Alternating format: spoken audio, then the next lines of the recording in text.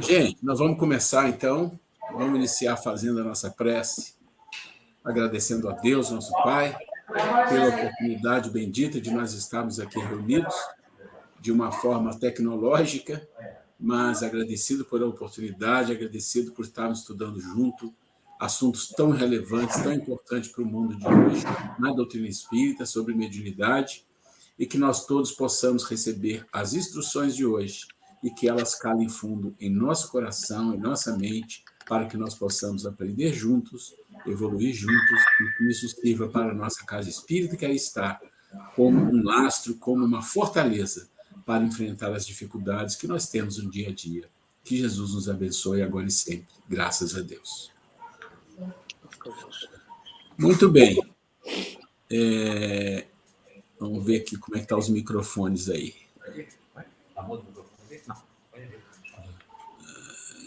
Tá ok. Então vamos lá. Bom, gente, a gente está aqui, né, na aula 25, e a gente, na semana passada, nós entramos no módulo 3, então vocês lembram, nós fizemos o módulo 1, módulo 2, 3 e tem o 4. Então aqui nós estamos começando esse módulo, no tema 1, e depois temos o módulo 4. No tema 1, ação dos espíritos no plano físico, ele vai falar o quê? Algumas maneiras como os espíritos têm ação dentro do plano físico. Então, tem várias maneiras que eles têm ações dentro do plano físico. A gente começou na semana passada, e no final da aula eu falei, olha, eu vou começar um pouco aqui, mas como não vai dar para a gente seguir muito, estava no final, eu falei, olha, eu vou começar um pouco e depois eu volto, só para a gente relembrar onde nós paramos e a gente recomeça. Hoje nós vamos ter um adendo, é um adendo um pouquinho longo, mas ele é muito importante, ele tem um aspecto de instrução cultural, principalmente para médium, né? Para médium nós vamos ver, depois a gente segue com o material e depois tem um outro adendo. Eu acho que a gente não chega nesse outro adendo que nós vamos colocar. Então, assim, vamos começar aqui no nosso tema 1, que é a ação dos espíritos no plano físico. Relembrando, nós falamos aqui dessas ações, né? E essas ações estão relacionadas ao Livro dos Espíritos nessas questões, do 456, 557, que é a intervenção dos espíritos no mundo corpóreo. Eu relembrei na aula passada, e vocês vão lembrar disso, que eu falei que quando a gente falou lá no início do curso, lá no módulo 1, quando a gente fez uma introdução da doutrina, eu mostrei o sistema pedagógico de Kardec, como é que ele construiu esse processo, e ele falava de 6 passos, né? Os 6 passos de como ele construiu. E o passo o primeiro começa, há espíritos? Então, essa é a primeira pergunta. Então, sim, há. Aí depois ele fala, como é que os espíritos interferem no mundo material? Como é que o mundo material interfere no mundo espiritual? Né? Como é que é a vida no mundo espiritual? Como é o processo aqui? Então, são 6 passos, e um dos passos é esse aqui, intervenção dos espíritos no mundo corpóreo. E é disso que é o nosso tema 1, a ação dos espíritos no plano físico. Então, está dentro do Livro dos Médiuns, no Livro dos Espíritos, e hoje nós temos um adendo sobre isso. O que nós colocamos é que a influência dos espíritos no nosso plano, ele tem várias maneiras. Uma delas é a influência mental, que nós falamos na semana passada, né, e nós explicamos que essa influência mental ela é muito importante, porque ela é muito sutil. Ela pode ser, talvez, algo assim mais abrupto, mais forte, mais violento, mas, em geral, são influências sutis. Como o médium ele tem, eu sempre falo, uma antena com mais hertz do que uma pessoa normal para contato com o plano desencarnado, então ele vai sofrer isso de uma forma diferente, vai sentir isso de uma forma diferente, né? Então, eles vão influenciar nossos pensamentos, que aí é um processo mental, e a gente já ouviu 1 milhão de vezes aquela questão do Kardec, né? Que ele nos fala que os espíritos influenciam o nosso pensamento mais do que a gente imagina, muitas das vezes eles nos guiam. Então, isso nunca devemos esquecer. E também nunca devemos esquecer da questão 457 que está aí, que eles conhecem os mais secretos dos nossos pensamentos. Ele fala sempre? Não, não sempre. Mas muitas vezes sim. Tem alguns espíritos que não têm essa capacidade. Não são todos, mas a grande maioria sim. E eu falei na semana passada, com relação a isso, vocês vão lembrar, de uma palavra extremamente importante que está em vermelho, que chama interesse. Por que essa palavra interesse é fundamental? Porque é exatamente por essa questão do interesse que os espíritos se ligam ou não à nossa vida, ou trazem um processo de influência, ou trazem um processo de ajuda, de proteção, ou trazem um processo de obsessão, fascinação e tudo mais. É o interesse. Então, em que eu tenho interesse na vida, vai formar o quê? Vai formar a minha identidade espiritual, a minha vibração, as minhas emoções, os meus pensamentos, os meus desejos, tudo isso. Esse interesse, ele não está desvinculado da nossa vida mediúnica. É muito importante entender isso, gente. Isso é fundamental. Porque às vezes não, eu diria que é muito comum o trabalhador de uma casa espírita, isso inclui o médico, com certeza, ele achar que ele tem algumas obrigações dentro da casa espírita, dentro do processo mediúnico e tal, e ele cumpriu, mas na sua vida particular ele pode levá-la, vamos falar assim, de uma forma mais irresponsável, ou a revelia, ou sem se proteger, ou sem se vigiar muito. Não é assim que funciona. Porque o interesse não é exatamente o que ocorre dentro de uma casa espírita. Porque dentro de uma casa espírita, apesar de todas as dificuldades que existem, a gente sabe disso, quem trabalha em casa espírita há mais tempo, lida com pessoas, você está lidando com bagagens. A gente já falou disso aqui. E lidar com bagagens significa lidar com interesses. E os interesses dos seres desse mundo que vivemos são interesses ainda muito materiais, muito relacionados a alguns vícios e alguns interesses de crescer, de aprender, mas não se desvincula isto do nosso íntimo. Não tem jeito, porque o nosso íntimo, o nosso interesse pelas coisas da vida, né, pelas relações, eles são nossos. Então, os espíritos vão se ligar a nós por isso aqui, pelo interesse que nós chamamos de identificação, desejo, vontade, aquilo que nos move e, às vezes, coisas mais íntimas, né? Então, isso nós falamos na semana passada. E vocês vão ver que nós falamos também de uma coisa interessante. Lembra da historinha que eu contei do anel de Ginges? Né? Então, eu disse o seguinte, quem não viu, olhe na aula passada, a historinha, não vou contar de novo, mas o anel de Ginges, eu falei assim, é como se todos os desencarnados possuíssem o tal do anel de Ginges, que é o anel que dá a condição da invisibilidade. Ora, imagina se você tem desafetos aqui no mundo encarnado, pessoas que você não gosta, ou que tem antipatia, ou que você tem milindres com essa pessoa, mil coisas que podem acontecer, você tem, às vezes, que conviver com essa pessoa, às vezes não. Mas, de qualquer forma, se isso existe, é porque você tem uma dificuldade a ser resolvida ou várias dificuldades a resolvidas. Já falamos disso aqui também. Mas e quando é alguém que tem um anel de Ginges, que é invisível? Então, pensa, todos os desencarnados têm um anel de Ginges, né? Figuradamente falando, onde eles podem, de uma forma, a estar junto de nós, se ligar aos nossos interesses, e se esses interesses que nós temos, mesmo que não seja aquele que a gente coloca para o público, pela nossa personalidade, pela nossa situação no movimento espírita, não. Aqueles interesses íntimos também, aquilo que faz a nossa vibração, então eles vão estar ligados a nós. E esses espíritos são desencarnados e vão poder nos influenciar de várias maneiras, claro que tem limites, de várias maneiras, e a gente não vai perceber. E como eles não estão muito preocupados com o tempo, essa influenciação pode ser uma influenciação de um dia, de um mês, de um ano, de 10 anos, 50, não importa. Depende. Depende se eles usufruem. Se usufrui de algo importante, é interessante entender isso, né? A gente relaciona essa situação do interesse àquela passagem do Evangelho onde um homem está endemoniado, né? Porque a maneira de falar da época era assim, né? Quando a gente fala isso no meio espírita, a gente sabe do que se trata. O homem estava endemoniado e ninguém conseguia curar. Não curava, não curava, não curava. E aí, um grande espírito veio, vamos falar que foi Jesus, e tirou o demônio daquele homem, né? E o demônio saiu. Qual que é o ponto aqui?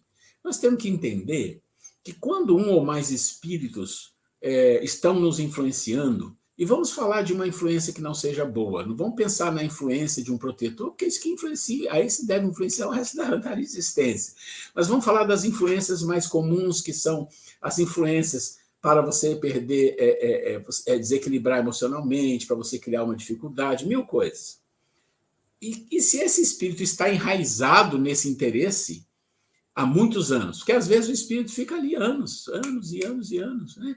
E o que acontece? Ele começa a criar ali como se fosse uma casa dele. É uma casa, né? É uma casa onde ele usufrui de várias coisas, ele usufrui dos pensamentos, ele te influencia, você pensa o que ele quer, ele utiliza a sua vibração, seus fluidos. Então, é um compartilhamento. Isso acontece com todo mundo? Sim, com muita gente pode acontecer. E aí o que aconteceu quando aquele demônio foi expulso dali? Olha, ele saiu contra gosto, provavelmente com muita raiva, com violência, por quê? Pô, me tiraram do lugar que eu estava aqui sossegado, usufruindo, numa boa aqui, né? Fazendo o que eu queria. E ele vai embora. E a história do evangelho, como é que funciona? Ele sai e vai procurar, né, amigos, ou seja, parceiros, no mesmo nível dele. E depois de um tempo ele aguarda e ele volta. E ele volta e ele pode voltar a influenciar aquela pessoa novamente de uma forma muito pior. Por quê? Porque se aquela pessoa não fez uma mudança no interesse, não adianta a forma, não adianta só aquilo que aparece, porque isso é muito comum na nossa humanidade desse nível evolutivo, estar sempre olhando para aquilo que é aparente. E para a espiritualidade, o aparente não quer dizer nada. O que quer dizer é exatamente esse ponto, é o interesse, é a identificação, é aquilo que está na essência do ser. Então, isso aqui nós estamos falando da questão mental, nós já falamos um pouco na aula passada, falamos que de forma, olha só, de forma imperceptível ingerimos pensamento, isso que nós estamos falando, ou seja, os pensamentos que são influências, como Kardec fala, mais do que a gente imagina, a gente vai ingerindo.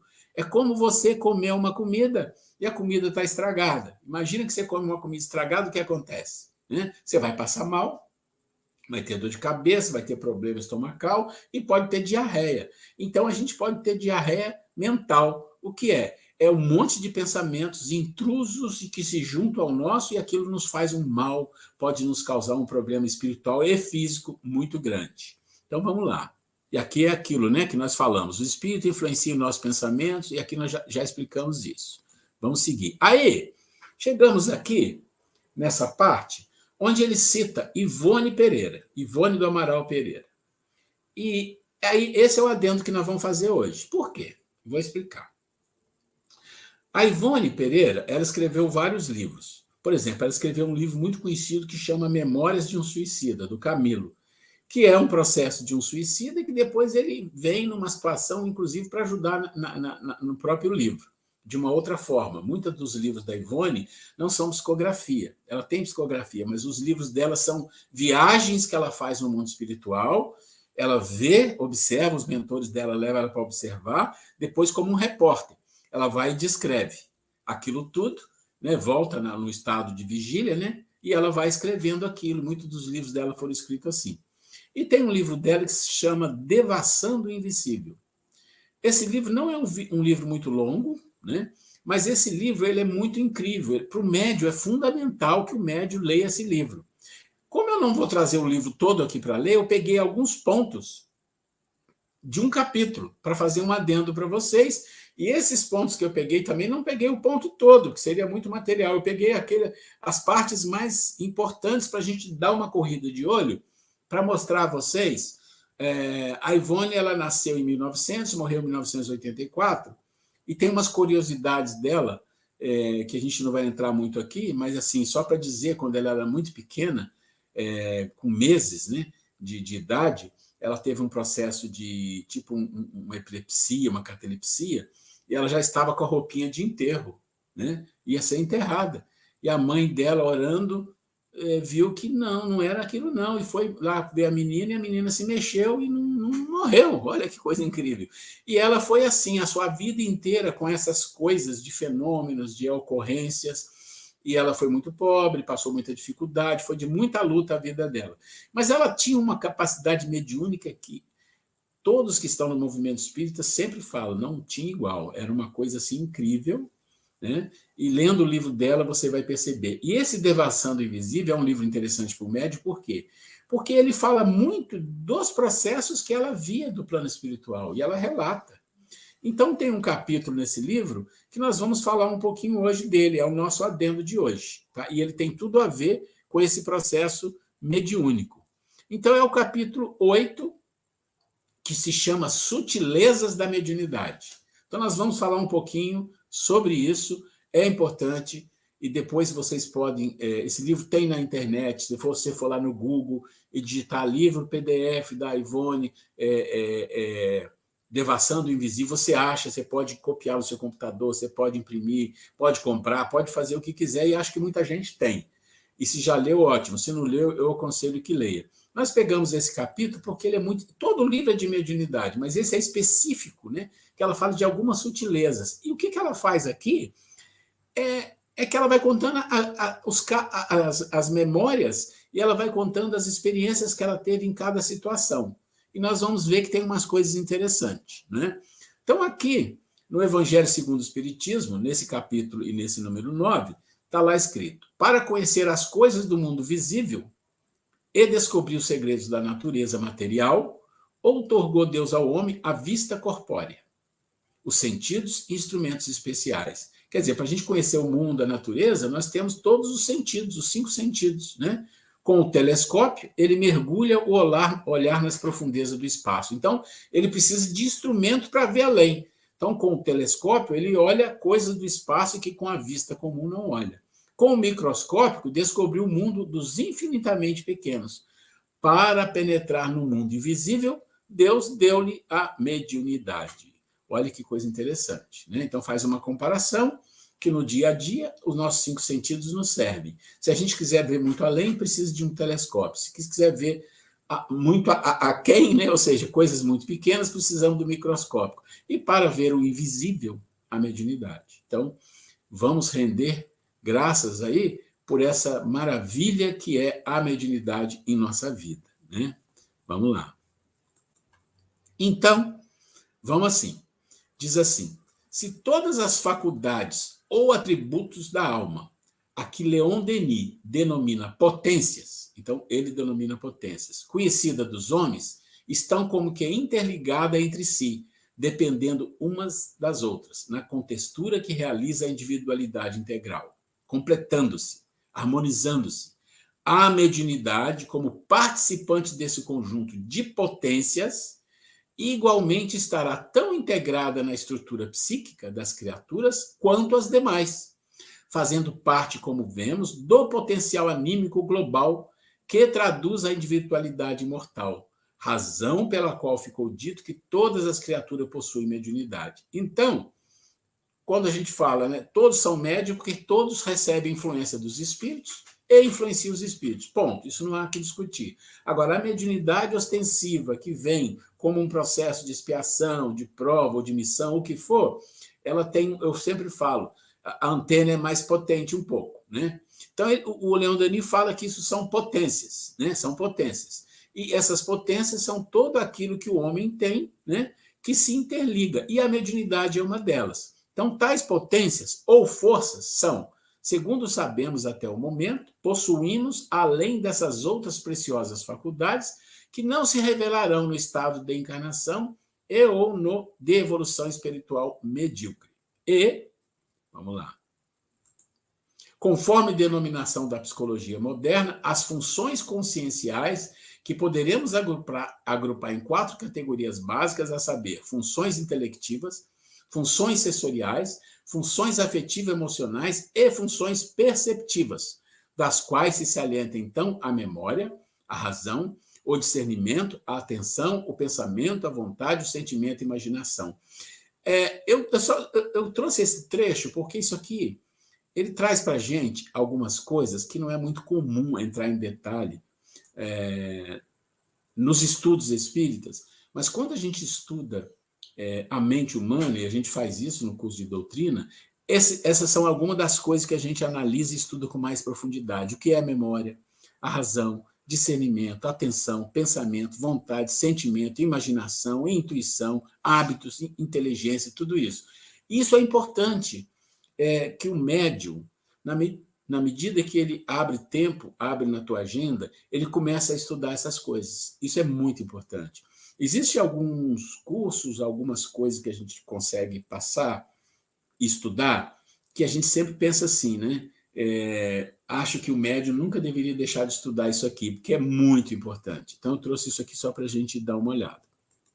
Bom, então vamos lá. Segue alguns pontos importantes que podem encontrar no livro Devassando o Invisível, um livro fundamental para todo médium, pois ele tem quase todo o conteúdo de experiências de extrema importância para entender o contato, a comunicação e relação com o mundo espiritual, e de forma honesta, pelo olhar de Ivone A. Pereira. O que nós vamos ver aqui? São, acho que 6, deixa eu ver, 1, 2, 3, 4, 5, 6, acho que só vai ter os 6, deixa eu ver. São 6. Tinha 7, mas eu achei que o 7 não ia agregar muito, eu deixei de fora. Então vamos começar. Então são 6 pontos onde a Ivone ela vai nos trazer experiências. E esse material que está aqui, gente, eu peguei só um ou 2 parágrafos que eu achei que era mais importante, tá? É um pouco mais extenso, mas não é tão extenso assim. Eu recomendo a vocês que, se puderem, leiam com calma. Por quê? Porque a experiência que ela traz aqui pode servir de exemplo para alguém em algum momento. Isso é muito importante. E mediunidade, por mais livros que a gente leia, né, que estude, que isso é fundamental, mas o aprendizado maior, ele é na prática, é lá no dia a dia da reunião mesmo, quando você está ali, né, envolvido, quando você está passando pelo processo da psicofonia, incorporação, quando você está conversando com o espírito, quando o espírito fala com você, todo aquele processo, às vezes, de uma obsessão, de um pronto-socorro, ali o aprendizado espiritual é uma coisa assim, impagável, né? Impagável. Então, o que a Ivone faz nesse livro é trazer algumas experiências que são muito importantes. Então, o primeiro exemplo, ela fala para nós de uma história. No ano de 1915, no correr de memorável sessão a que assistiram nossos pais, em seu próprio domicílio, na cidade de São João del Rei, em Minas Gerais. Então, aqui você já vai ver uma coisa em comum, mas você tem que entender a época. Então, existia lá uma reunião onde os pais da Ivone estavam na própria casa. Então, eu falava, mas tem que ser no centro espírita. Então, vocês vão ver que, dependendo da situação, você vai... E tinha, ainda tem hoje, mas tinha reunião na própria casa e tinha um lugar muito preparado para isso, né? E na qual servia o médium Silvestre Lobato, já falecido, naquela época, né? Na época ainda que Ivone estava escrevendo. O melhor médium de incorporação por nós conhecido até hoje, e Deus. O espírito do Dr. Bezerra anunciou a morte, advento do rádio e da televisão, asseverando que esse dar último invento ou descoberta facultaria ao homem mais tarde captar panoramas e detalhes da própria vida no mundo invisível, antecipando assim que a ciência, mais do que a própria, vamos ver aqui, religião, levaria os espíritos muito positivo a admitir o mundo dos espíritos, encaminhando-os para Deus. A revelação foi rejeitada pelos componentes da mesa, o médium viu-se acoimado de invigilante, convidado a orar e vigiar, e o espírito comunicante doutrinado, como mistificador e perturbador da ordem do bom senso. No entanto, parte da profecia já foi cumprida, e não será difícil que a segunda parte o seja também, quando o homem se tornar merecedor da graça de entrever o além-túmulo através de seu aparelho televisor. Então, o que está falando aqui é que naquela época se foi colocado alguma coisa que iria acontecer em breve, em algum tempo. E quem estava ali dando a comunicação, através de um médium muito respeitado, né, o espírito Dr. Bezerra de Menezes, não é um espírito qualquer. E o que aconteceu? Todo mundo, né, recusou e afastou aquele tipo de coisa como se fosse algo ruim que estava acontecendo ali. Então, o que ela está mostrando aqui para nós? Que depois foi comprovado. Tem a televisão, tem o rádio, e a gente já ouviu notícias de experiências de comunicação por aparelhos eletrônicos, muito ainda superficial, mas como a gente pode dizer que não vai acontecer? Quanta coisa está acontecendo que a gente nem imaginava.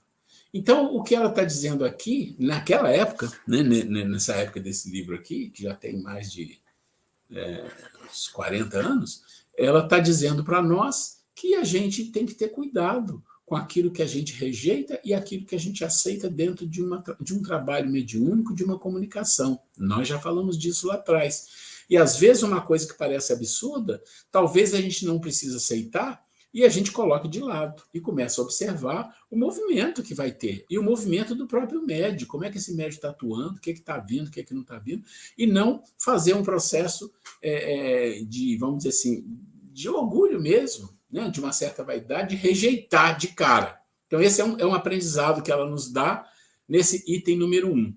Se a gente for lá na apostila, no livro, e se você imprimir, você vai encontrar nesse capítulo que eu falei, nessa sutileza da mediunidade, esses itens tal qual está aqui, 1, 2, 3, só que não está aqui total da informação. Esse é o primeiro item que eu queria trazer para vocês. O segundo, então ele fala de quê? Dos palestristas, dos médiuns que fazem a oratória, que falam em público, né? Então o que ela vai dizer para nós aqui é o seguinte, que normalmente esses médiuns espíritas que se entregam à oratória, então vamos entender, em geral, as pessoas que fazem palestras, que fazem discurso, o que for, dentro de uma casa espírita, né, ele tem uma mediunidade. E pode ser uma mediunidade só intuitiva, pode ser uma mediunidade de psicofonia, normalmente não fala com incorporado, não, existe exceção, mas não se fala, mas ele tem uma mediunidade. E o que ela está dizendo é que muitas vezes o médium vai preparar uma palestra e ele recebe, em geral, ajuda. Então você imagina o seguinte, olha, vamos pensar na vida prática. Você faz palestra, de vez em quando, na casa ou nas casas espíritas. E você é uma pessoa que está buscando ser melhor, você é uma pessoa séria e tudo mais. Você tem seu protetor espiritual, e tem aqueles espíritos bons que te aconselham. E, normalmente, se você é um trabalhador de uma determinada área, assim como eu falei, o médium que trabalha numa reunião mediúnica, normalmente ele tem um protetor espiritual e tem o guia mediúnico dele. Pode ser o mesmo, normalmente não é. Então, um palestrista, pode ser que ele vai ter sempre algum espírito ou outro espírito ali o ajudando naquele processo de confecção do material para a palestra, porque normalmente é assim que acontece. Dificilmente um médium, por mais experimentado que seja, ele vai fazer uma palestra sem se preparar, né? Sem se preparar, salvo alguma exceção por alguma razão, mas em geral ele se prepara. E o que ela vai dizer aqui para nós, que muitas das vezes isso acontece no momento do sono. Ele vai dormir um dia antes, 2 dias antes que seja, e vai ter o contato, e ali vai ser passado para ele um roteiro, uma maneira como a palestra vai ser. Mas o que é importante, gente, entender, isso também tem exceção, mas em geral, é que ele fala aqui que o médium, aquele palestrista, ele tem que ter já no seu cabedal mental material suficiente para que ele receba a intuição e que ele possa fazer a colocação como se deve. Então, esse processo, ela fazia palestra, ela escrevia, e ela sabe como funcionava. E a gente vê hoje mesmo, dentro dos YouTubes da vida, e a gente segue alguns palestristas, algumas pessoas que fazem estudos, e a gente percebe claramente que são pessoas que são intuídas, que têm um processo de ajuda espiritual para que ele faça aquele trabalho tão bem feito. Isso é um segundo ponto. Vamos lá. O terceiro ponto, ele vai falar um pouco sobre a questão da vigilância e de obsessões. Então, ele diz assim, né? Existem obsessões produzidas pela hipnose durante o sono natural. Então, ele está dizendo que durante o sono, quando a gente dorme, existe processo de obsessão hipnóticos. Hipnose no sentido da influência muito forte que nos tira do controle. O médium ignorante das próprias faculdades, e que, no caso, em geral, não será espírita, mas vamos deixar isso aqui entre aspas, tá?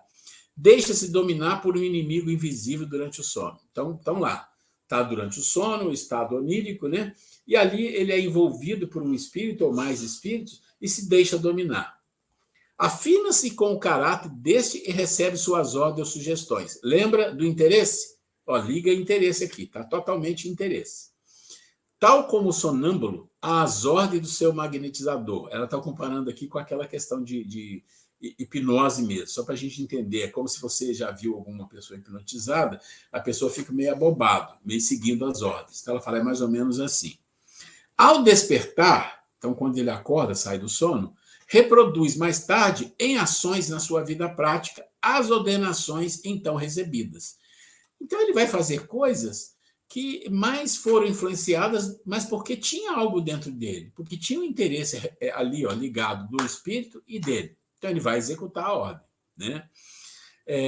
Que reproduz mais tarde as ordenações recebidas, as quais poderão levá-lo até mesmo ao crime e ao suicídio. Será prudente que a oração e a vigilância sejam observadas com assiduidade, particularmente antes do sono corpóreo, a fim de proteger o médium contra esse terrível perigo. Gente, às vezes a gente lê isso e fala assim, nossa, que coisa drástica, né? Que coisa tão... Mas se a gente lembrar da história do Evangelho, não precisa ir muito longe, não. A gente pode pegar alguns exemplos, vamos pegar 2. Né? Aquele exemplo do jovem que o pai chega para Jesus, meu filho está endemoniado, ele cai na água, cai no fogo, levei para os seus discípulos, eles não conseguiram curar, né? E que Jesus cura. Então, o que é que estava acontecendo com aquele jovem que poderia ter morrido? Cai no fogo, cai na água, todo maluco ali, né? Podia ter morrido. É exatamente isso, ele estava sendo envolvido de uma forma tal, os interesses que estavam ali eram fortes, ele foi dominado completamente. É um processo de possessão, de fascinação, e aí vai. Estava dominado completamente. Para ele ser trabalhado, é aquela história. Jesus retira dali, né, aquele obsessor, a gente conhece a história até o fim. Agora, o interesse do jovem precisa mudar. Isso que precisa ser entendido. A gente quer a cura, mas e depois? A gente vai manter a cura? Vamos lembrar de um outro caso, de Maria de Magdala. Né? Se a gente pegar na história, tem muitas histórias de Maria de Magdala, algumas conflitantes, contraditórias, mas no geral, vamos pensar. Jesus trouxe ela para junto dele, é como se ela recebesse uma bênção, ela vem para junto de Jesus, se converte, mas depois ela cai de novo, volta de novo, né? Se arrepende. Então, o que acontece ali? Você percebe claramente, o poder de dominação é muito forte, porque, gente, o interesse que existe dentro das pessoas ainda existe, eles não desaparecem. Eles não desaparecem. Você busca força, você busca mudar, se transformar, mas é uma luta. Não é uma coisa que você queira. Agora eu sou médium, estou rezando, tomando passo, estou assistindo palestra, estou bem melhor. Opa, calma aí, cuidado. Cuidado de novo com aquela velha palavra que eu falo, a forma e a essência. O interesse é a essência. Então, a sua essência é o interesse. A forma é o que você gostaria. São as práticas formais, são as práticas religiosas, são as práticas que você se envolve, que são externas, que é importante, porque começa com elas a mudança. Mas a mudança que você traz proteção para você contra processos obsessivos, que ela está falando aqui, é realmente quando você fortalece a sua essência. E isso é um trabalho que precisa muita perseverança. Né? Ok. Será prudente que a oração, olha só, oração e vigilância seja observada com assiduidade. Lembra de novo que nós falamos da prece aqui, lá dentro, da prece do estágio 1, estágio 2, estágio 3. Particularmente antes do sono corpóreo, a fim de proteger o médium contra esse terrível perigo. A prece durante o sono. A minha esposa ela é muito, muito séria com isso daí. Coloca aí. Bem, gente, o cara está falando que eu sou séria nisso, porque eu tenho procurado desenvolver uma técnica que tem dado muito certo, até eu tenho dado dica para outras pessoas. Primeiro, evitar muitas coisas, notícias violentas, tudo antes de dormir, né? E para eu ter um sono, eu estava andando um tempo atrás, com sono muito truncado, acordava de madrugada, e eu passei a fazer uma técnica. Tem um livro, aquele Ave e Luz, que são relatos de conversa de Jesus com os discípulos. E o que aconteceu? Eu comecei todos os dias, antes de dormir, de ler um capítulo. São capítulos curtinhos, de 2, 3 páginas no máximo, sempre é um relato de algum dos discípulos conversando com Jesus.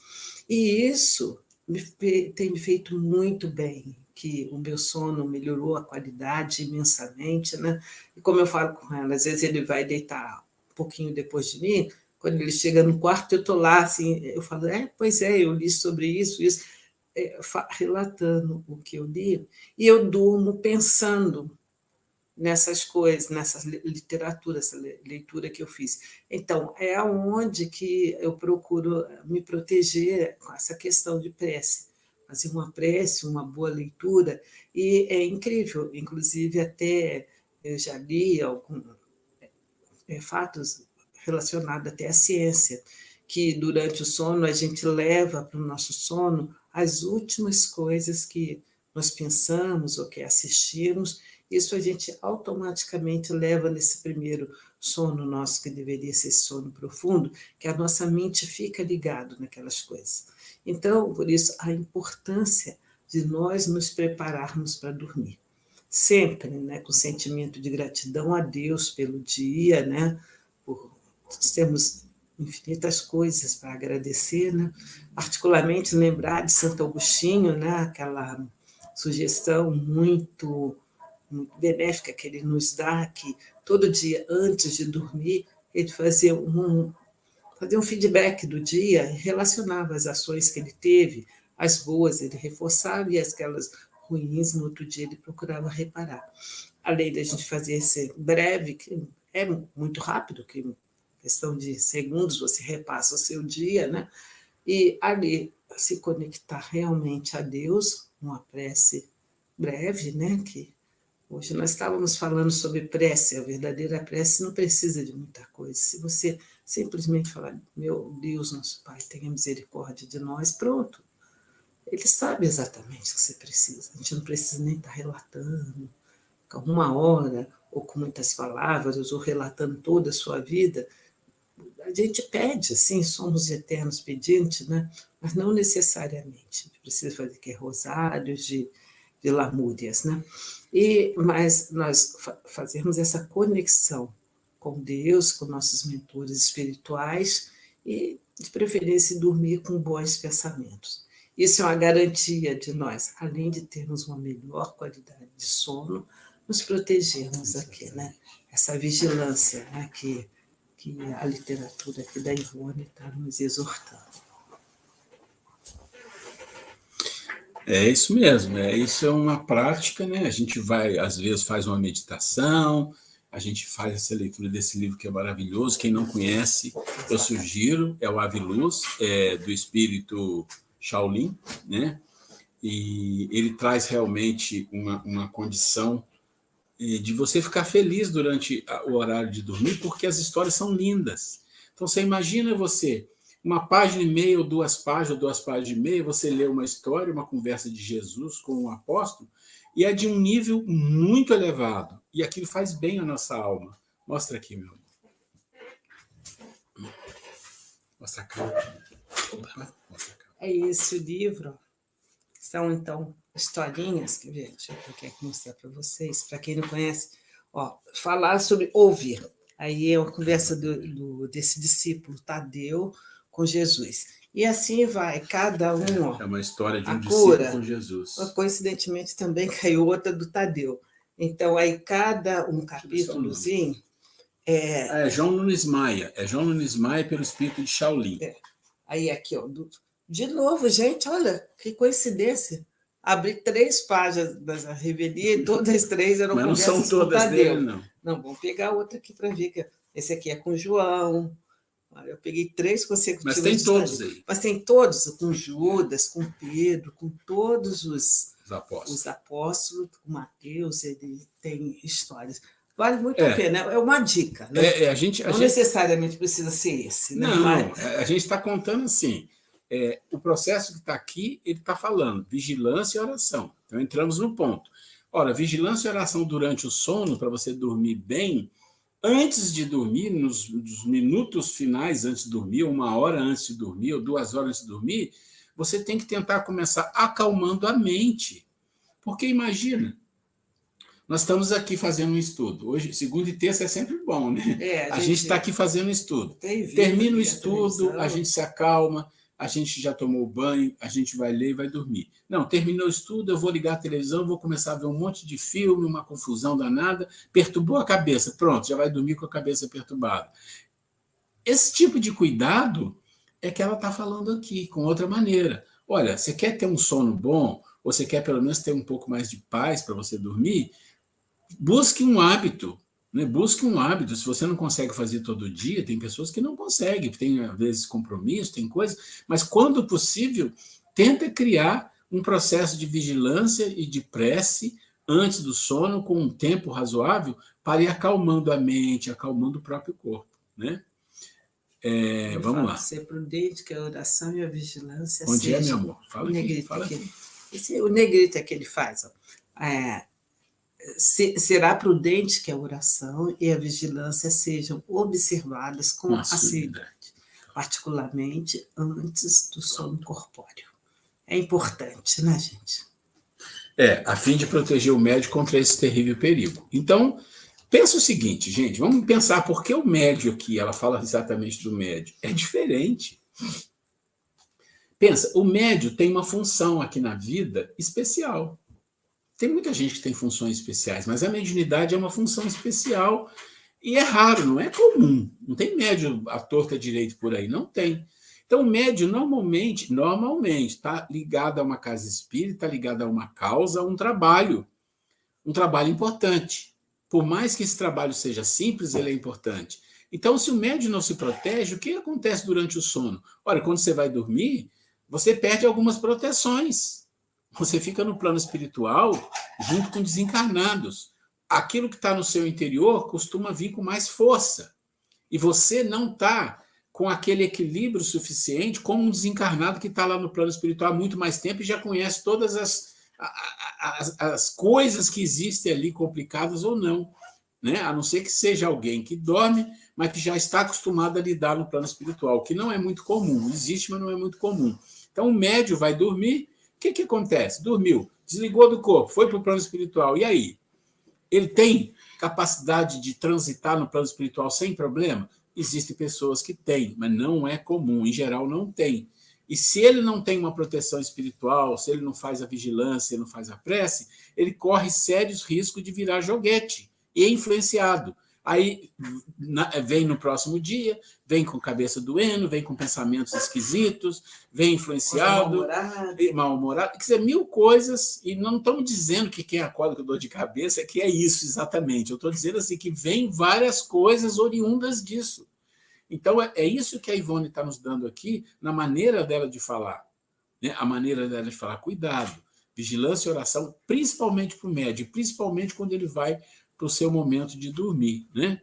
E ela fala, o mundo invisível é intenso, e nem tudo ali será beleza. Então, ela está alertando o que a gente já sabe. Né? Espiritualidade, fraternidade e flores. Também a inveja, ódio, despeito, ciúme, crime e até o sensualismo existirão no invisível, rodeando nossas almas e tentando-as durante a emancipação, quer dizer, o sono concedido pelo sono natural. Ela está deixando bem claro, olha, você pode dormir e você ir para um lugar bom, porque você já está numa condição, seus interesses são outros. Mesmo nesses casos, você será tentado. Por que você será tentado?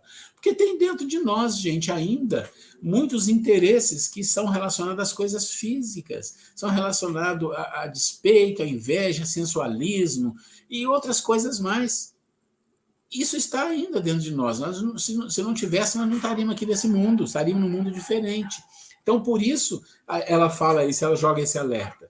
Esse item 3 é um alerta muito forte para o médium na hora em que ele vai dormir, principalmente. E é muito interessante quando a gente consegue ter essa maturidade, esse compromisso consigo mesmo de melhorar, o benefício aparece imediatamente na nossa saúde, na nossa pele, a gente acorda com aspecto mais descansado, na relação com o outro, todo dia começa a fluir no melhor quando a gente tem uma boa noite de sono. De repente não precisa ter 9 horas de sono, mas que sejam de 6 horas, 5 horas, sei lá, cada um tem uma necessidade, mas bem dormidas, né? que a gente se prepare melhor, porque quem dorme é só o nosso corpo, nós sabemos disso. Nosso espírito fica livre e aí ele se direciona, né, mais livremente, né, com o tal do Adel de Giges, né, Giges, né, invisível, você vai para onde o seu coração, né, como Jesus dizia, aonde está o seu interesse, aí, o seu tesouro, aí está o seu coração.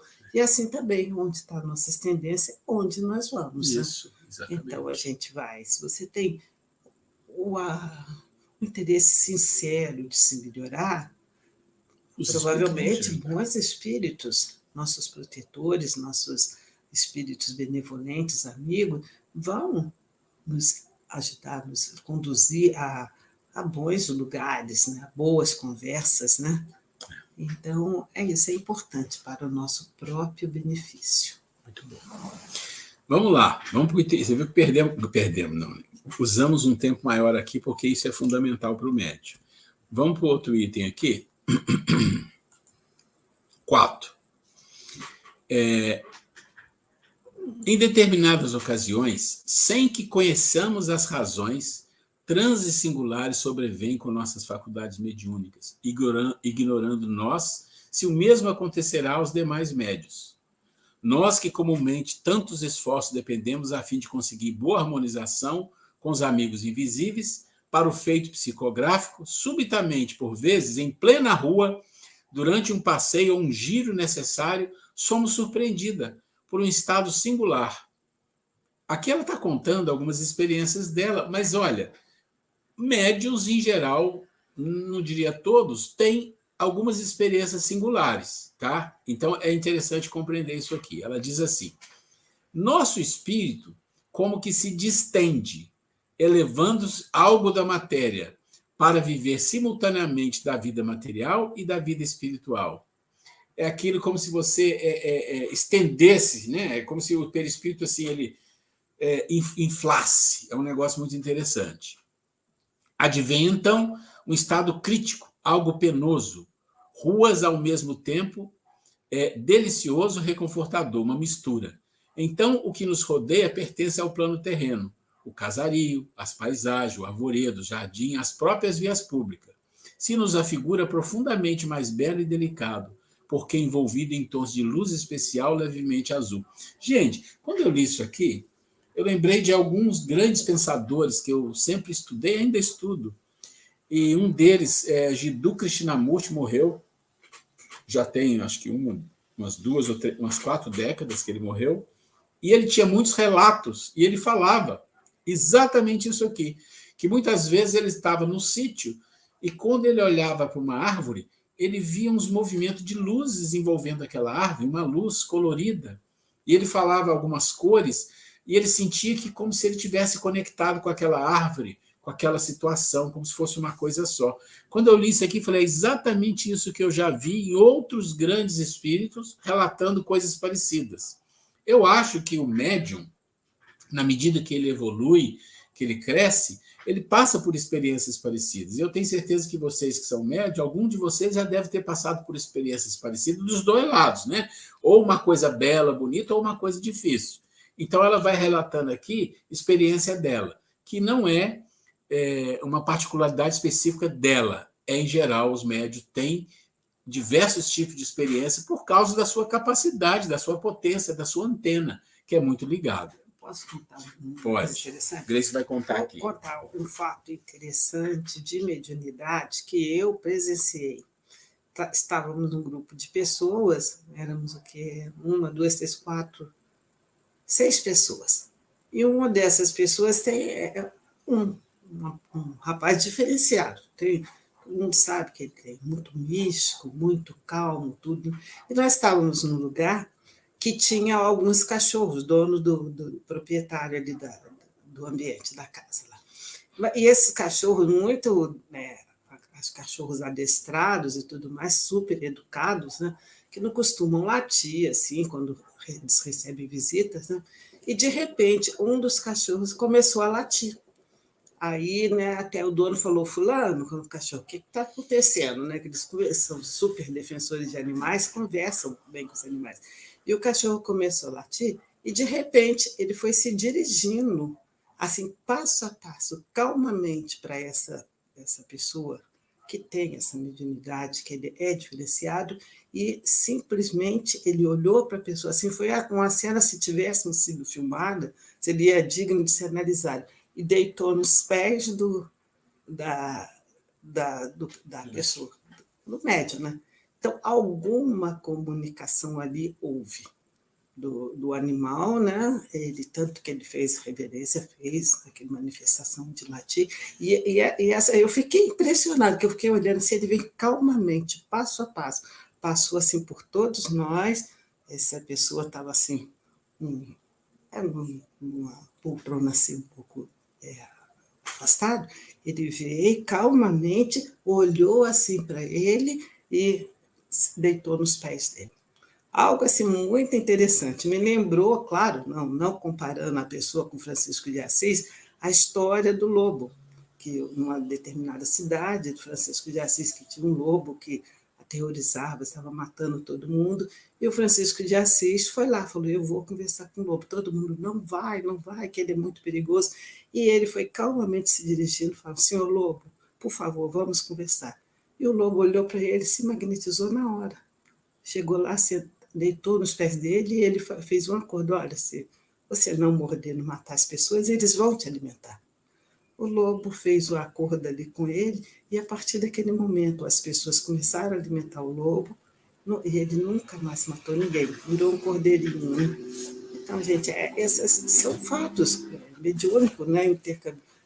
Até com animais. Né? A gente vê que tem muitos médicos que têm essa energia quietinho, sem falar nada, sem fazer alarde, né? E tem essa comunicação. É muito interessante quando a gente presencia coisas assim. É isso aí, né? E eu tenho certeza que tem muitos médios que têm muitas histórias bonitas para contar, e algumas não tão bonitas, mas importantes para o aprendizado. Aqui nós temos o item 5, que ela começa falando, nosso amigo espiritual Charles. Ela fala, quem é Charles? Né? A história de Ivone, ela considerava que esse amigo espiritual dela era o verdadeiro pai dela. E que, na sua vida, ela dizia que a família que ela nasceu, irmãs, pai, mãe, tudo, ela achava estranho, não tinha muito a ver com ela. Né? Reencarnações diferentes, tinha razões. Né? E esse Charles ela considerava o verdadeiro pai dela. Então, nosso amigo espiritual Charles assevera que as sutilezas da nossa faculdade mediúnica prestam-se sobremaneira ao domínio obsessor. Então, já começa assim, ó. A sutileza das faculdades, elas são utilizadas pelos obsessores, tem que ter cuidado com isso. Estaríamos, portanto, irremediavelmente perdida para as tarefas desse mundo se, carregando tais particularidades mediúnicas, não tivéssemos nascido em ambiente espírita para, desde muito cedo, cultivarmos a faculdade à luz do Evangelho do Cristo e sobre as diretrizes sadias do Espiritismo codificado por Allan Kardec. E afirma ele também que os manicômios terrenos estão repletos de pobres criaturas consideradas enfermas e irremediáveis, quando apenas são portadores de faculdades mediúnicas. Então, aqui é um relato dela, específico, tá? A gente não tem que dizer, todo mundo é assim. Não, é um relato dela, mas a gente pode tirar uma analogia disso para a nossa vida pensando assim.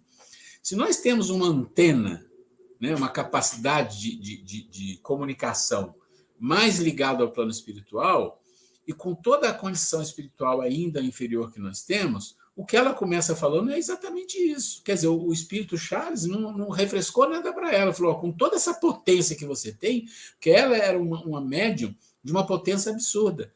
Isso que você tem de potência é um perigo, é abertura completa para os obsessores. Então, você vai ter que fazer algo para que quem use essa abertura seja aqueles que têm interesse igual você tem, no bem. Então, o que ela fez? Ela entrou direto para quê? Para o estudo evangélico, para o centro espírita, para o desenvolvimento, porque se ela não fizesse isso, ele falava bem claro, você estaria perdida. Aí você diz assim, mas todo médium é obrigado a ir para uma casa espírita? Não, claro que não é obrigado, mas vocês têm que entender assim. E acho que todos que estão aqui já estão na casa espírita e já entenderam, mas é bom a gente frisar. O que é que na doutrina espírita tem para tratar a mediunidade, diferente das outras religiões, das outras orientações, em qualquer lugar do mundo, gente? Nós não estamos falando no Brasil só, não. O Brasil tem algumas vantagens ainda. Ela tem o Guia da Mediunidade, o Livro dos Médiuns. Não existe isso em outro lugar dessa forma. É uma maneira é uma conduta, como fazer isso, como fazer aquilo, o que acontece, o que não acontece, quais os problemas, quais as dificuldades, o que o médium tem que fazer. Aliado a isso, dá ao médium o suporte do Evangelho, tratado à luz do Espiritismo. Dá ao médium uma reunião para ele estudar, dá grupos, dá casas espíritas. Olha quantos recursos Deus concede aos médios para que ele não seja obsediado, fascinado, desde que ele tenha um esforço razoável. Então, esse é o ponto. É a necessidade do esforço do médium de usar a antena ao interesse do bem. Né? Esse é um exemplo que ela dá aqui para nós.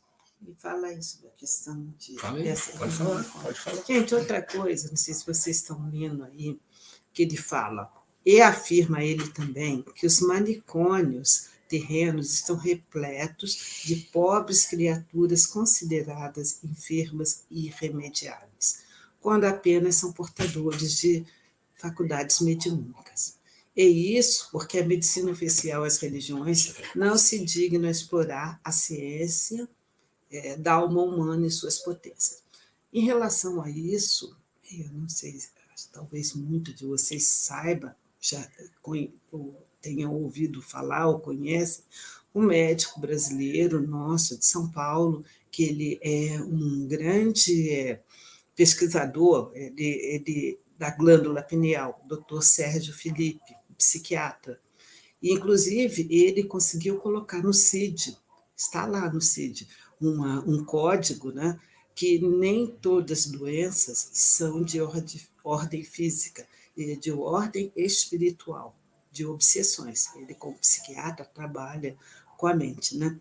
Então, inclusive, na clínica dele em São Paulo, na aclimação, tem o trabalho, atendimento, na parte de cima, a parte clínica, e embaixo ele faz todo um trabalho de magnetização e tudo mais, que ele cura, faz tratamento nos dois planos.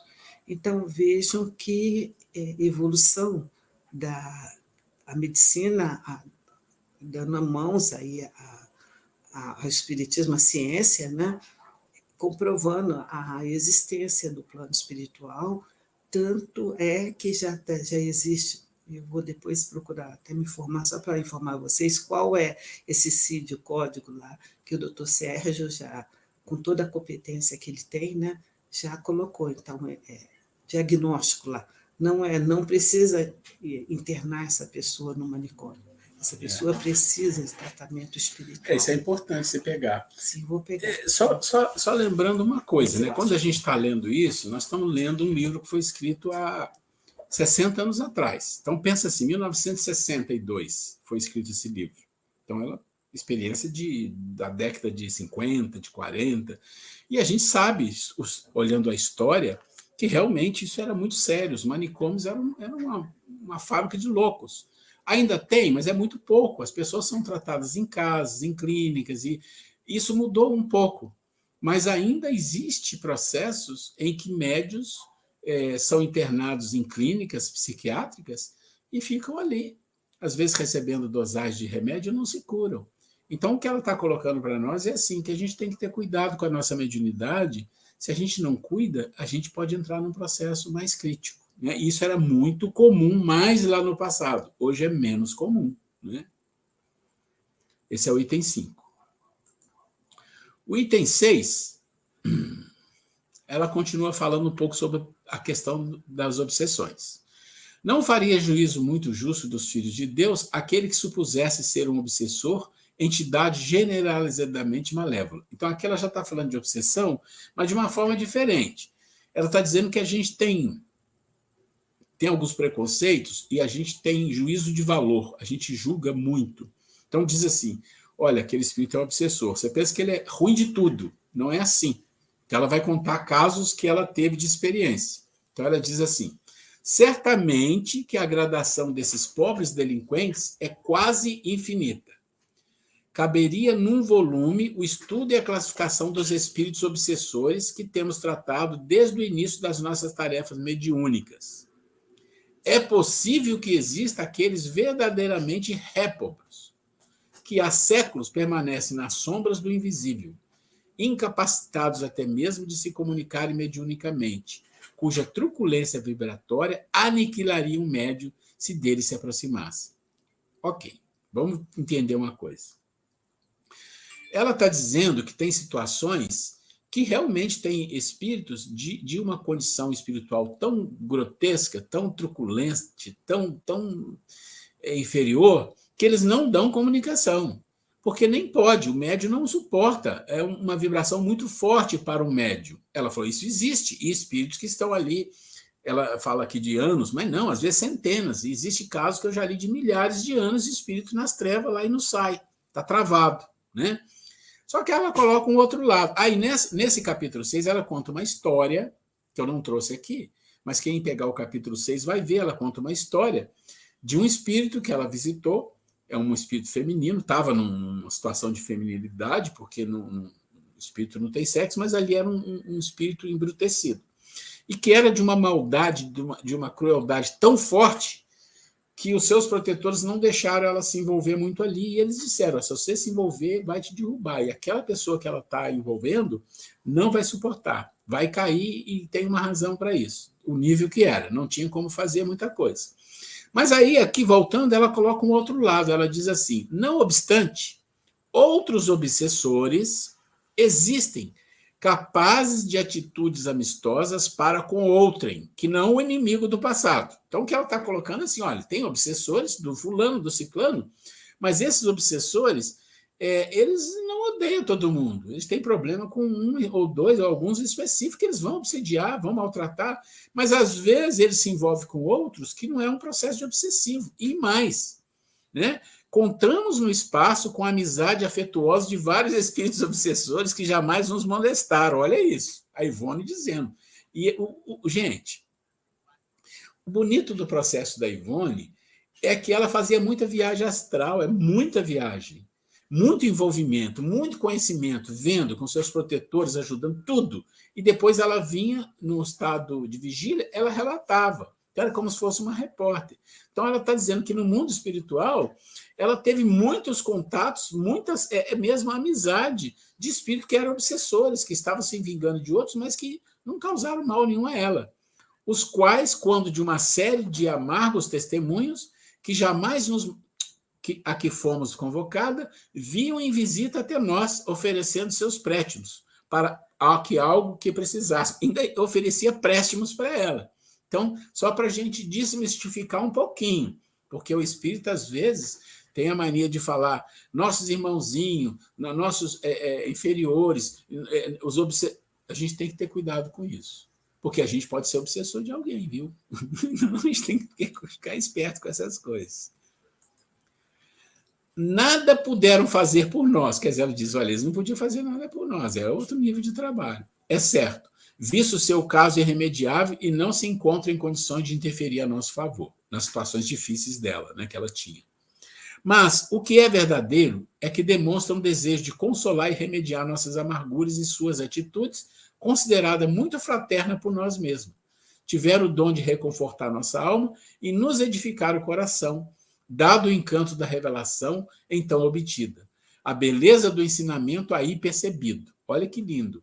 O amor e o bem cabem em toda parte, mesmo nos corações delinquentes, e quando passam, conduzidos, seja por quem for, deixam sempre um traço harmonioso de legítimo benefício. Gente, isso tira uma mistificação, um juízo de valor em que a gente tem a mania de falar que o fulano é ladrão. Então, o nome dele não é mais fulano, é ladrão. O fulano é corrupto, o nome dele não é mais fulano, é corrupto. O espírito é obsessor, então ele é o obsessor, ele é obsessor. Gente, não é isso, não é assim que as coisas tocam. Vocês pensam em Jesus e seus discípulos e todos que ele escolheu para ficar junto dele? Quantas dificuldades tinham? Né? Nós falamos hoje de Maria de Magdala, e os outros, Judas, e outros mais, que tinham dificuldades enormes. Pedro era uma pessoa difícil. Paulo matou muita gente. E por que Jesus buscou esses espíritos? Porque ele precisava deles e ele sabia que ele ia ser uma prova grande da sua força espiritual, de fazer aqueles espíritos difíceis fazer trabalhos importantes. Então, quando nós olhamos para um ser que é normalmente categorizado como obsessor, isso não é bom. A gente devia começar a mudar a nossa maneira de falar, e nem falar o nosso irmãozinho. Eu sempre disse assim, se algum dia eu chegar numa reunião mediúnica, alguém falar, nosso irmãozinho, eu falo, vou obsediar alguém com isso aí. Não vou deixar isso me chamar de irmãozinho, não tem esse negócio de irmãozinho. Gente, é claro que tem alguns espíritos que trabalham dentro do movimento espírita e que eles usam esse palavreado porque eles já acostumaram com o tempo, com a maneira de ser. Mas nós já passamos de fazer isso, né? Tratar as pessoas com educação. É a pessoa, é o ser. E juízo de valor normalmente coloca todo mundo num saco só com um nome só. Isso não é correto. Já é tempo do médium começar a entender o que a Ivone está falando aqui. Eu sugiro que vocês leiam esse item 6 um pouco mais, se possível. Bom, né? Avisa o pessoal que o Ednilson mandou, aí eu mandei sobre essa questão. Fala aqui, Grace, senão eu vou ficar ouvindo você e vou ter que falar 2 vezes. Bem, gente, nós acabamos, o Ednilson fez a gentileza aí e achou aí, pesquisou aí no Google, deu um Google e achou o artigo falando sobre a questão do Sérgio Felipe, do Cid. Eu também mandei, aí só dei um print na tela para que vocês se certifiquem, né? Eu acho isso muito interessante. Eu conheci o doutor Sérgio pessoalmente, eu tenho um respeito enorme, ele cuidou uma pessoa da minha família, então eu vi o trabalho dele de perto. É interessantíssimo, seríssima a história dele, uma história muito bonita, né? E aí está para que vocês comprovem, a gente vê a mediunidade prática, né? Então, o que um desequilíbrio na área mediúnica pode levar a ter um diagnóstico errado, né? É isso mesmo. Isso é muito interessante, gente. Eu já vi alguns vídeos dele e realmente são muito bons, a maneira como que ele coloca, né? Bom, que os médiuns espíritas cristãos, não se arreceiem deles, quer dizer, não fique com receio. É como se fosse uma doença, né? Como a história de Maria de Magdala, que depois ela foi sozinha viver junto com os leprosos. Ninguém foi, só foi ela. Então, olha que coisa interessante. Nenhum mal lhes ocasionarão, se eles próprios, os médios, se harmonizarem com a luz. Pronto. É interesse. Qual interesse? E que os amem e protejam, como quereríamos que todos nos amassem e nos víssemos nas suas deploráveis condições. Gente, a gente às vezes vê algumas coisas, às vezes um filme, às vezes uma cena. Tem algumas cenas que eu vejo de uma série que é The Chosen, Os Escolhidos, que me emociona demais. Mas eu também já vejo alguns filmes. Esse dia eu estava vendo com a Grace um filme de uma situação onde, para todas as pessoas que você olhava no filme, você olhava com desconfiança. Todo mundo querendo fazer o mal para todo mundo. E aí você olha para aquilo, você fica com pena, fala, nossa, que triste deve ser viver naquele lugar.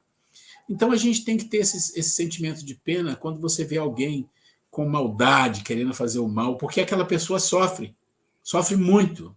Então um obsessor sofre muito, né? Então a gente tem que aprender a olhar isso com outros olhos, ajudá-lo, né? Ajudá-lo. E para ajudar, você tem que ser um espírita cristão, né? Isso é importante.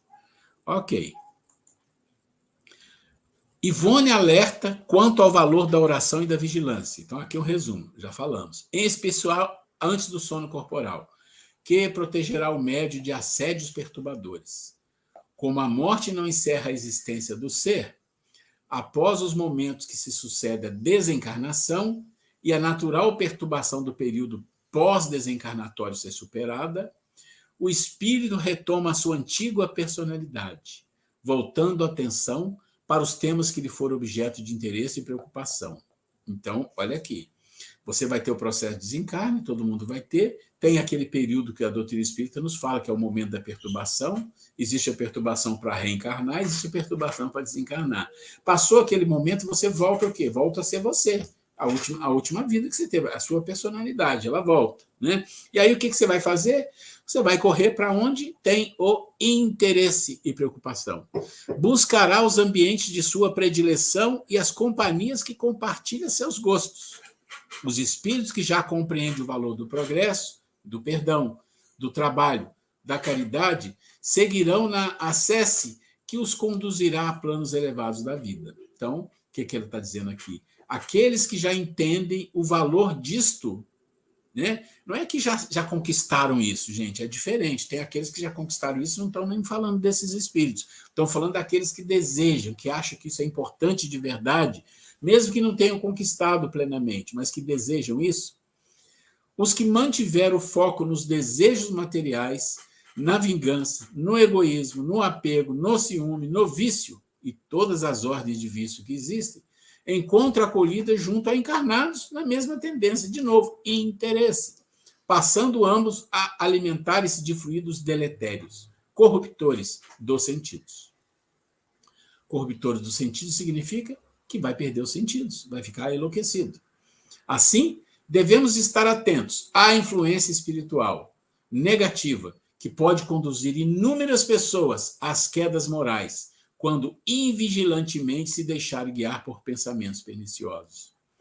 Meus queridos, esse finalzinho que está aqui, quando a gente lê, a gente fica assim, né? Poxa, preocupado. Mas isso é comum na vida. Pensamento pernicioso é comum, influência espiritual negativa é comum, vícios é uma coisa comum na nossa vida, virtudes não é muito comum, a gente luta para conquistar alguma, né?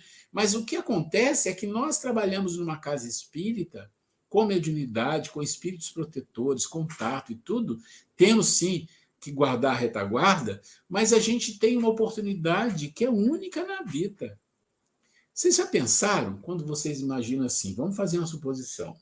Olha, nessa vida vocês vão encarnar, vão conhecer a doutrina espírita, vão ser médiuns, vão fazer um trabalho.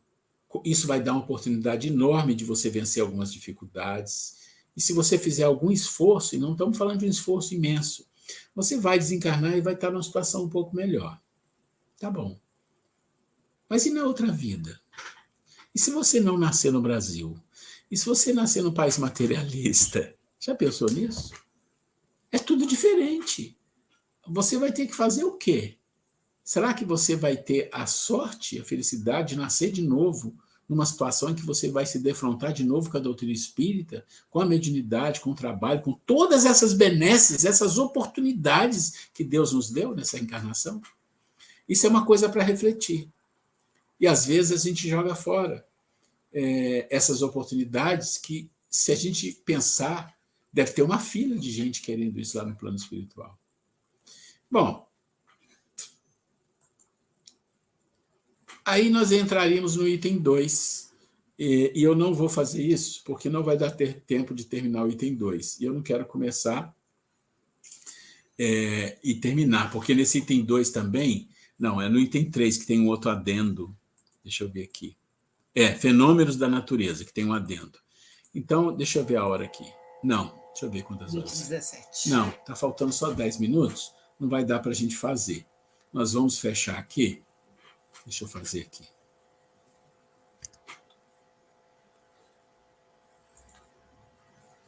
Qual o nome da cidade deles mesmo? Itaperuna. Ô, Roberto, vocês conseguem falar aí? Queria fazer uma pergunta. Não é isso que eu vou perguntar, não. Uma pergunta, eu quero saber. Está ouvindo? Tá, vai falar. Ok. A cidade que vocês estão é Itaperuna? Itapoá. Itapoá? Isso. Itapoá. Agora eu queria fazer uma outra pergunta. Eu recebi algumas mensagens de inclusão em grupos. Eu me incluí em todos que me mandaram, eu nem sei. Vocês mudaram o WhatsApp de vocês? Sim. Tá, agora é Caminho da Luz, então. Mas o nome que era CSL mudou para... É o mesmo. Ah, é o mesmo? Ah, é porque eu recebi algumas coisas com mais letras, mas então deve ser alguma confusão que eu fiz. Santa Catarina? É Santa Catarina. Santa Catarina, né? Isso. Itapoá, Santa Catarina. Então Agora, tá. Isso. Ô, gente, chegamos no final aqui, nós vamos terminar uns 10 minutinhos antes, porque não dá para continuar. A gente quer agradecer demais a presença de vocês, estamos felizes demais de poder participar. Eu sempre falo isso, mas é verdade. A gente espera, às vezes, né? A gente espera, às vezes, assim, o sábado, domingo, para a gente sentar, para conversar, para preparar o material, para buscar adendos, aí eu vou, pesquiso, porque eu gosto muito de trabalhar com esse tipo de coisa, né? Isso faz muito bem. E acho que essa troca de energia com esse grupo que está aí é muito bonita, né?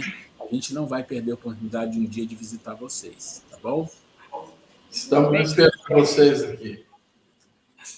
Bem, gente, um abraço a todos. Tenham uma semana excelente, boa continuação de estudo. Ednilson, até quinta às 8, se Deus quiser. E até semana que vem. Fiquem todos com Deus e bom fim de aula aí para vocês. Um abraço, estamos encerrando aqui a transmissão. Todos. Hoje não esqueci de gravar. Que ótimo, né? Fica com Deus, viu? Tchau, tchau. Obrigado. Tchau, gente. Fica com Deus.